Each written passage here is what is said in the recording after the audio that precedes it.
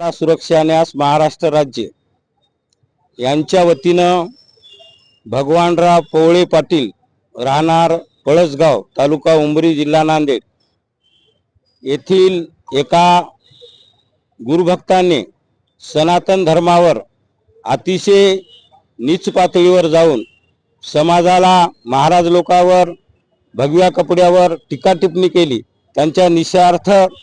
आम्ही काल माननीय SP साहेब यांना सुद्धा निवेदन दिलं आणि आज दिनांक 23 तारखेला माननीय जिल्हाधिकारी कार्यालय नांदेड यांच्याही दशनाम संन्यासी यांच्या वतीनं सर्व संघटित लोक होऊन आज जिल्हाधिकारी कार्यालयात कलेक्टर साहेबाला निवेदन देऊन शासनाकडून आणि प्रशासनाकडून त्यांच्यावर लवकरात लवकर कठोरातली कठोर कारवाई हो। कारण असे हिंदू समाजावर आणि सनातन धर्मावर नीच पातळीवर जाऊन असा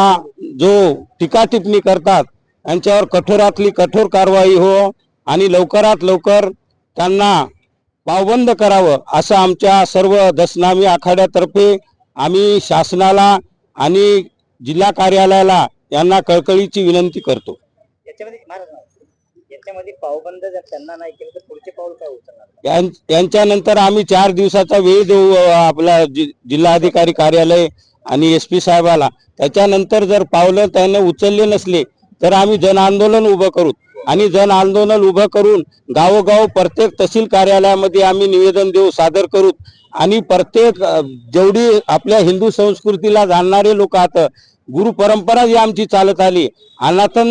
म्हणजे आद्य शंकराचार्यापासून चालत आलेला हा संन्यासी धर्म आणि या संन्यासी धर्मावर कोणी टीका टिप्पणी करत असेल आपण धर्माच्या ध्वजाखाली भगवाच्या ध्वजाखाली जाऊन आपण त्या धर्माच्या नावाखाली आपण जगत आहोत आणि त्याच धर्माला आपलेच समाजातले माथे फिरू लोक जर आपले पाय ओढत असेल त्याच्यावर कठोर कारवाई करावं आणि कारवाई नाही झालं तर आम्ही जन आंदोलन उभं करू उपोषण करू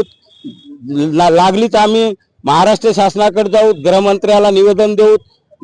वेळ पडल्यास आम्ही केंद्र शासनाकडे जाऊ त्यांच्याही अमित शहा यांच्याकडे आम्ही निवेदन देणार आहोत। अशी आम्ही प्रत्येक आता पायरी ना पायरी आम्ही चालणार आहोत। आम्हाला आता 4 दिवसाची आम्हाला